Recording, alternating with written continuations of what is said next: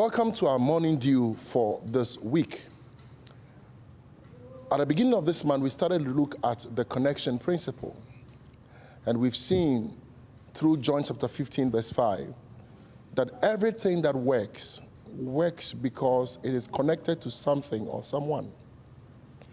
And we've also helped you to see that your connection to God, your covenant connection to God, is one of the most vital connections you have that must command your attention. And the last time we were together, we talked about how we can develop and nurture that connection to God through various touch points. One of them is the touch point of prayer. And we showed you that your prayer time is not just a time to present your petition to God, but it's also a time where you connect to the sustainer of all life forms, God Almighty himself. One other way that you can nurture this connection that you have with God, and I know you know it, is through the times you spend reading, studying his word.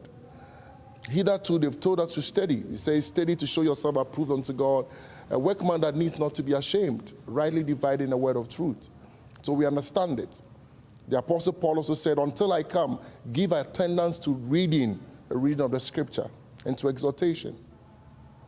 But please understand that times that we spend in his word are not times we just read or study or search the scriptures, but every time you are reading the scripture, studying the scripture, searching the scripture, it's a time and an opportunity to nurture your connection with God. So I'm not surprised the apostle said in 2 Corinthians 3 verse 18, he said that as we all with open face beholding him as in a glass, we are changed from glory to glory. As we maintain our connection to him through his word, we are changed from glory to glory, even unto that image he has ordained for us. And so friend, brother, sister in Christ, if something is not working in your life the way it's supposed to work, I want you to use these times to begin to evaluate and to check your life. What connection is out of place? Is your connection to God in place, or is that connection out of place? It's important. But through times of searching the scripture, reading the scripture, studying the scripture, we nurture the connection that we have with God. You know, when you read the Bible in Psalm chapter 1, beginning from verse 1 down to verse 3, we have talked about how you can make a covenant choice to keep company. And the Bible says in Psalm 1 verse 2, that the man who delights himself in the law of his God and meditates in it day and night, he shall be like a tree planted by the rivers of water. The Bible says that he will bear his fruit in his season, and whatsoever he does, he will prosper.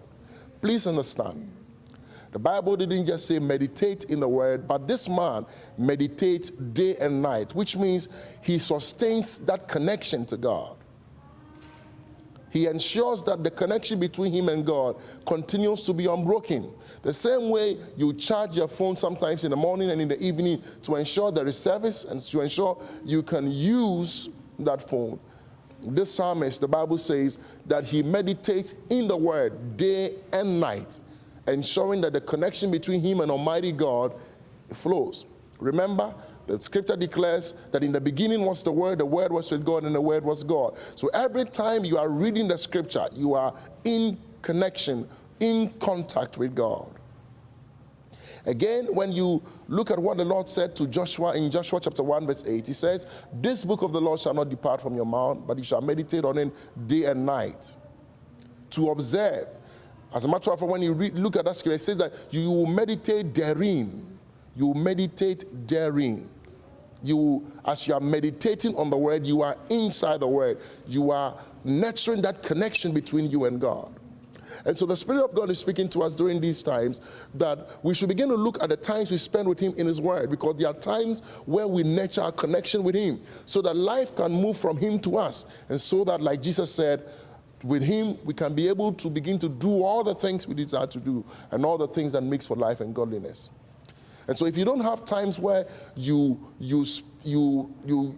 focus on God's word, reading it, searching it, studying it, I want to recommend to you begin to have a schedule that you follow consistently. That is how you can leverage this connection principle to be able to make the maximum impact God has ordained for you.